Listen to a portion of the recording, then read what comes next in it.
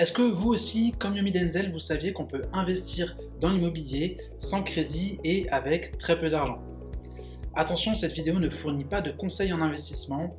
Avant d'investir, je vous conseille de consulter un spécialiste. Les REITs, Real Estate Investment Trust, en français fonds d'investissement immobilier ou des fois appelés SCPI, sont selon moi une des meilleures opportunités d'investissement dans l'immobilier dont on parle très peu comparé à son utilité. Ça reprend le même modèle que les fonds indiciels ou les ETF, sauf que cette fois on se concentre sur l'immobilier. Donc ça vous permet d'investir de manière passive, pas besoin d'aller trouver un bien, négocier un bien, l'acheter, gérer les locataires, rénover, faire des travaux, etc. Ce qui prend un temps non négligeable. Ça vous permet d'investir des montants plus faibles, pas besoin d'obtenir de prêts bancaires. Vous avez aussi la possibilité d'acheter des montants qui sont beaucoup plus faibles. Vous pouvez acheter pour 500 € de rate si vous voulez. Et ça offre un gros avantage, celui de la diversification. Vous n'avez pas besoin d'avoir un seul immeuble à un endroit. Vous possédez une part infime de dizaines, voire centaines d'immeubles avec des localisations, des catégories complètement différentes. En plus, Nous allons maintenant voir pourquoi Yomi Denzel se trompe sur les REITs et les SCPI à travers quelques différences qui pour moi sont les plus importantes entre les deux.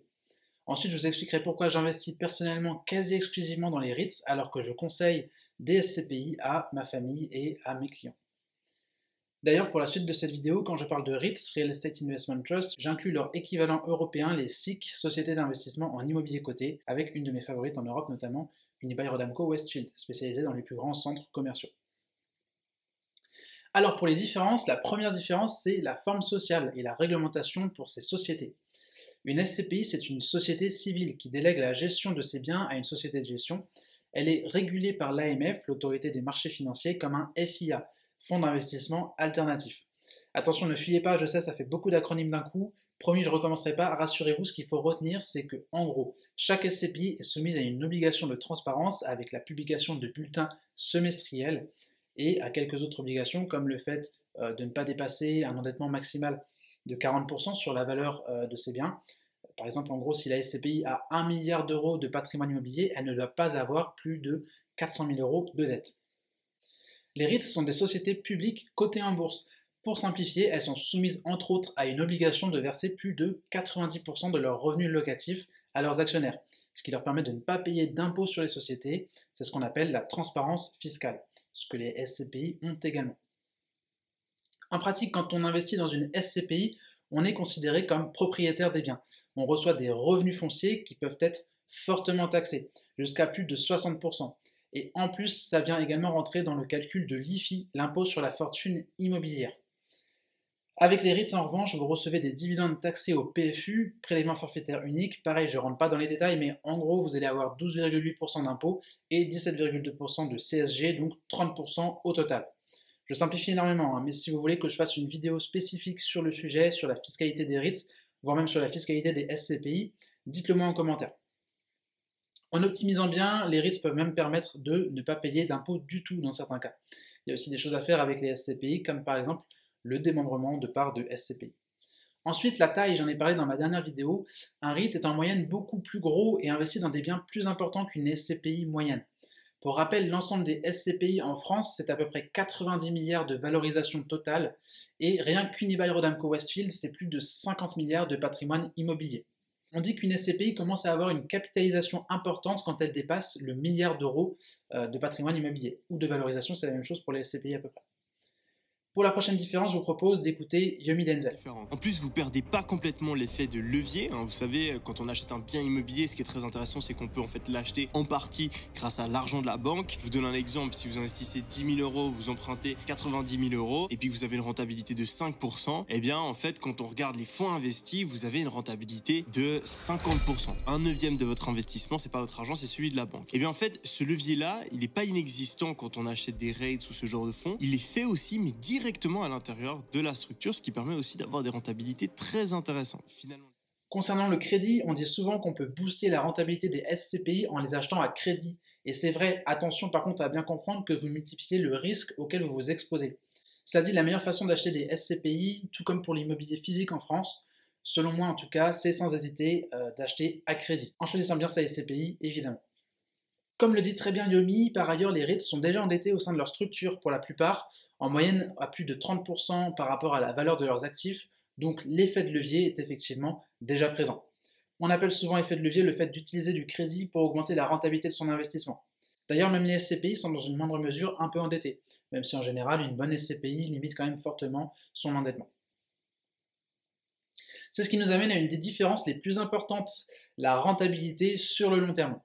Ce dont parle Yomi Denzel lorsqu'il évoque une rentabilité de 50%, c'est le TRI, taux de rendement ou taux de rentabilité interne, qui sert effectivement à calculer la rentabilité d'un investissement en fonction de ses cash flows entrants et sortants.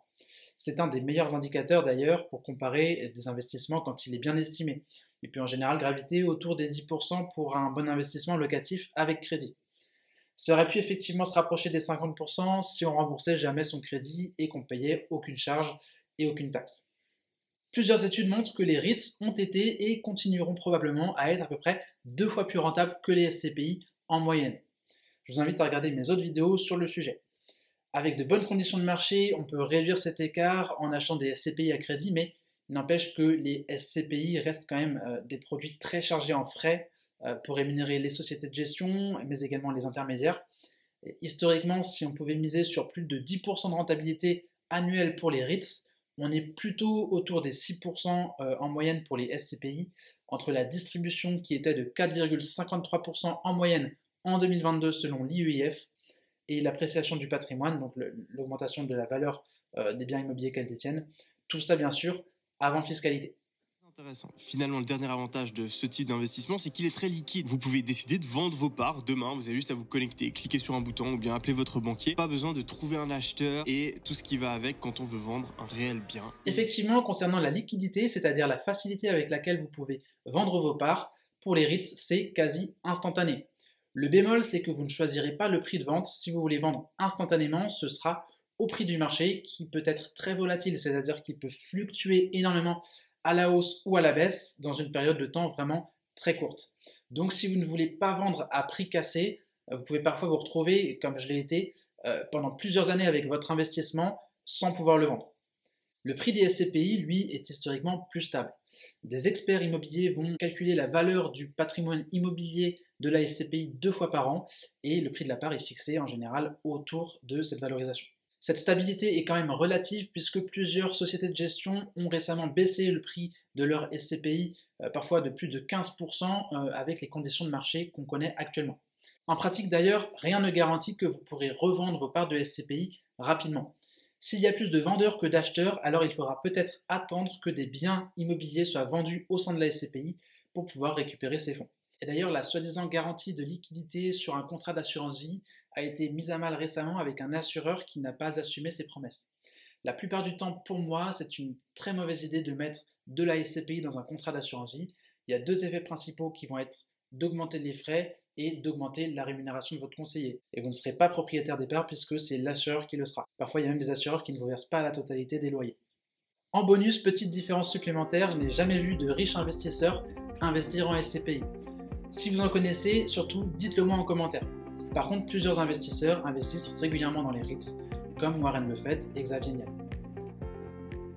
Maintenant, la question c'est pourquoi est-ce que j'investis quasi exclusivement en REITs alors que je conseille à mes clients et parfois à ma famille d'investir dans certaines SCPI. Alors c'est principalement lié à la psychologie. D'abord, comme en général la SCPI est plus stable, elle procure beaucoup plus de tranquillité d'esprit qu'un REIT.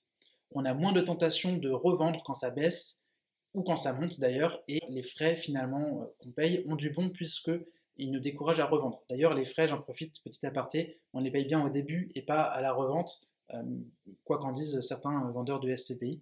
C'est vrai que la rentabilité est calculée sur le prix hors frais, mais on paye bien les frais d'entrée à l'entrée. Ensuite, même si ça reste assez léger, il y a quand même plus de démarches administratives pour vendre une SCPI que pour vendre un REIT, ce qu'on peut faire en quelques clics sur son smartphone.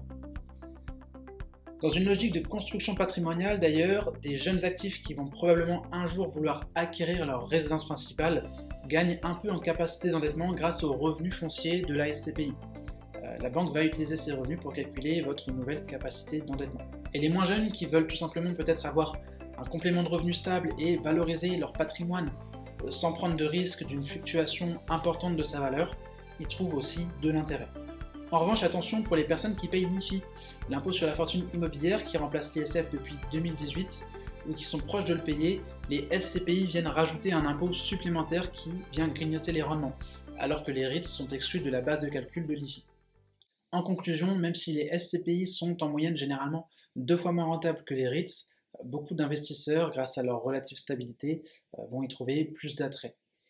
Même si Yomi Denzel est tombé dans le piège de la confusion entre les REITs et les SCPI, sur le fond, il a totalement raison lorsqu'il parle d'investissement immobilier passif, diversifié et rentable, même si ce n'est pas exactement comparable aux ETF, ça n'a historiquement rien à leur envier en termes de rentabilité. D'ailleurs, il existe des ETF de REITs, c'est sur cela que je me base pour vous parler de la rentabilité annuelle moyenne des REITs. C'est de la pierre, c'est du concret, et lorsqu'on construit un bon portefeuille d'une quinzaine de REITs, voire d'une vingtaine de REITs, c'est selon moi possible, voire plus simple que pour d'autres ETF, de surperformer la moyenne et donc d'atteindre plus de 10% de rentabilité annuelle historiquement. Bien sûr, les performances passées ne préjugent pas des performances futures. Si la population mondiale venait à être divisée par 2, par exemple, dans les années qui viennent, eh bien, les REITs et les SCPI auraient un petit peu de mal à résister. Surtout, posez-moi n'importe quelle question et toutes vos questions dans les commentaires. J'y répondrai avec plaisir. Et je vais vous mettre également un lien avec un tableau récapitulatif des différents points qu'on a abordés dans cette vidéo, avec peut-être un petit peu plus de détails. Et puis, abonnez-vous pour les prochaines vidéos qui porteront toujours sur l'investissement immobilier passif. À bientôt!